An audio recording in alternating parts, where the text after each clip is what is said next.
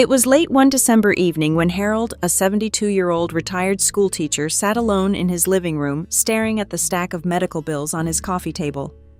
Just 6 months earlier, he'd been diagnosed with lung cancer. The chemotherapy was brutal, the nausea left him unable to eat, the pain kept him awake at night, and his once bright spirit felt crushed. One night after another sleepless stretch, his daughter called and softly suggested something he never thought he'd consider. "Dad, have you thought about medical cannabis?" Harold laughed at first. Cannabis. That was for rebellious kids and musicians, wasn't it? But when his doctor confirmed it might help with the nausea and pain, he decided to try. Within days, Harold felt like he'd stepped into a new chapter. His appetite came back. He could sleep through the night without constant discomfort. But even more surprising, his doctor mentioned early research suggesting cannabis might even help slow the growth of his cancer. For Harold, it felt like hope, something he hadn't felt in months. And he's not alone. Across the country, more and more seniors like Harold are discovering that cannabis may be more than a comfort. It may also hold real promise in the fight against cancer. If you grew up thinking of cannabis as nothing more than a dangerous street drug, you're not alone. For decades, marijuana carried a stigma, something people whispered about but never took seriously as medicine. But the truth is, cannabis has been used as a natural remedy for thousands of years. Ancient cultures used it to treat pain, improve sleep, and even ease childbirth. But in modern times, it was swept up in politics and largely banned, leaving its medicinal potential overlooked for far too long. Today, that's changing. Doctors, researchers, and even federal agencies are reevaluating what cannabis can do. At the heart of its effects are chemical compounds called cannabinoids, primarily THC and CBD. These compounds interact with special receptors in your body to change how you feel and how your body responds to stress, inflammation, and even abnormal cell growth. Some cannabinoids are psychoactive, meaning they can alter your mood or sense of awareness, but many others, like CBD, have no mind-altering effects at all. In fact, the U.S. Food and Drug Administration has already approved 2 cannabinoid-based drugs specifically to help cancer patients cope with the harsh side effects of chemotherapy, like relentless nausea and vomiting. And beyond symptom relief, studies from prestigious institutions from Harvard to major European research hospitals are uncovering even more. In laboratory settings, cannabis seems to trigger cancer cells to stop growing, to stop invading healthy tissue, and in some cases even to die off completely. One of the biggest breakthroughs in medical science over the past few decades is the discovery of something called the endocannabinoid system, and it may be the reason cannabis can do what it does. You see, our bodies aren't just passive when it comes to cannabis. We actually have a built-in network of receptors designed to interact with cannabinoids like THC and CBD. This network is called the endocannabinoid system, and it stretches throughout your brain, immune system, digestive tract, and even your bones. This system helps regulate some of your most basic functions: appetite, sleep, mood, pain perception, immune response, and even how your cells grow and die. In other words, it acts like a control center, keeping your body in balance. When you take cannabinoids, whether by mouth inhaled or in a spray under your tongue, they attach to these receptors like keys in a lock. For example, THC binds to receptors in the brain and nervous system, which can help dull pain and reduce nausea. CBD interacts differently, calming inflammation and even appearing to protect healthy cells from stress. Researchers believe this system is why cannabis seems to affect cancer cells so differently than healthy ones, encouraging abnormal tumorous cells to die while leaving healthy tissue alone. It's a fascinating area of medicine that's still being explored, but what's already clear is that cannabis doesn't just mask symptoms. At a cellular level, it appears to help your body restore balance even during the chaos of cancer treatment. When Harold's doctor mentioned that cannabis might actually help slow the growth of his cancer, it sounded almost too good to be true. But the science behind this idea is becoming harder to ignore. One of the most eye-opening discoveries came from Dr. Cristina Sanchez, a molecular biologist at a university in Spain who has spent over a decade studying how cannabinoids interact with cancer cells. In her lab work with brain cancer cells, she found something remarkable. When exposed to THC, the main psychoactive compound in cannabis, the tumor cells stopped multiplying. Even more impressive, many of them essentially committed suicide, a process scientists call apoptosis. What's even more encouraging is what didn't happen: healthy normal cells were left unharmed. That's a huge contrast to chemotherapy, which kills both cancerous and healthy cells indiscriminately. Researchers studying animal models have observed similar effects.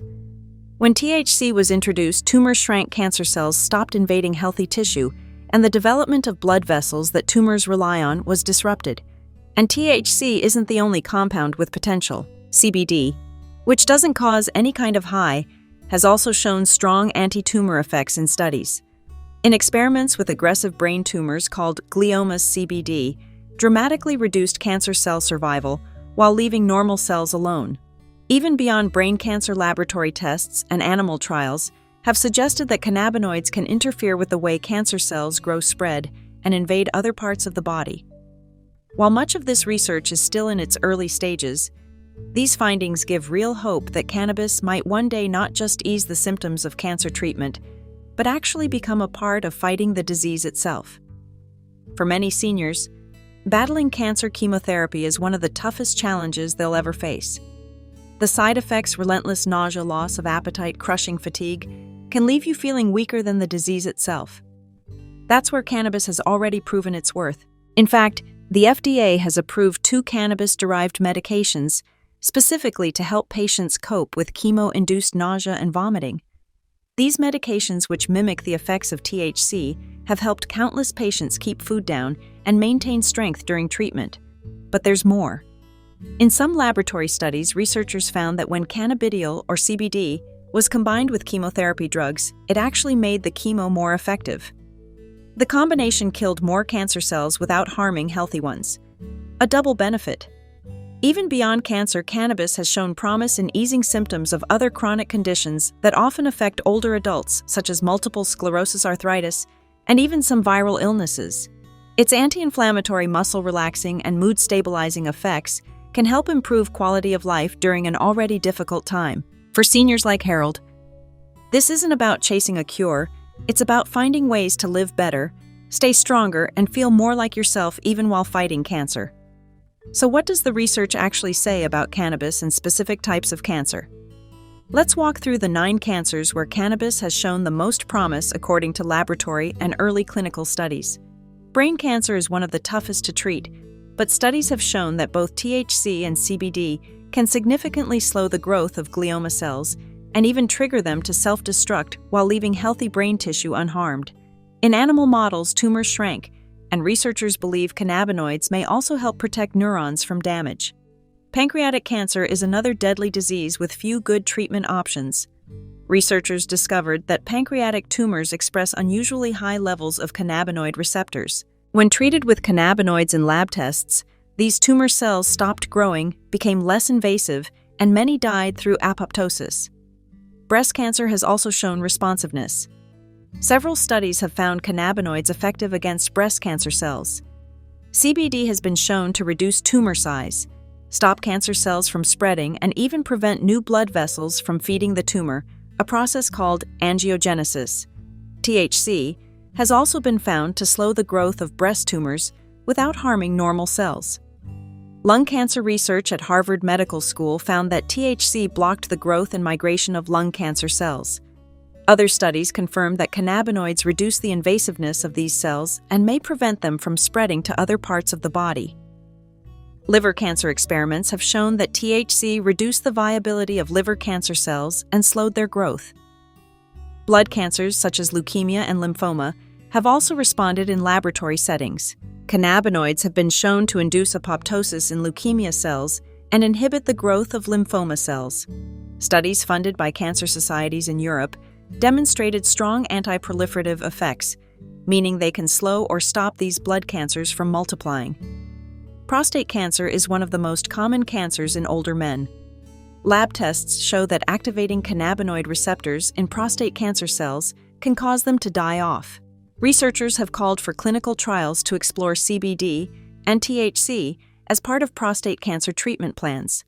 Oral cancer studies revealed that cannabinoids are toxic to highly malignant oral tumors while sparing healthy ones. They also inhibit cellular respiration, weakening the cancer cell's ability to survive and spread. Finally, colon cancer research has shown that cannabinoids may protect the colon from inflammation and reduce the risk of cancer developing. For each of these cancers, it's important to understand that cannabis is not yet a cure, but the evidence suggests it could one day play a valuable role in comprehensive cancer care. Seniors facing a diagnosis should talk openly with their doctors about whether cannabis might be a safe, supportive option alongside conventional treatments. For seniors facing cancer, hope can feel hard to come by, but the growing research on cannabis offers exactly that hope. It's important to remember cannabis is not yet a proven cure for cancer. Most of the evidence comes from laboratory and animal studies, and human trials are still limited. That's why you should never stop or change your cancer treatment plan without speaking to your oncologist first. But if you're struggling with the side effects of chemotherapy or just want to explore every possible avenue to fight your disease, it's worth having an open, honest conversation with your healthcare team about cannabis. For seniors like Harold, learning about these possibilities didn't just bring relief, it brought back a sense of control, dignity, and hope for the future. And that in itself is powerful medicine. Stay informed, ask questions, and don't be afraid to explore what's best for you.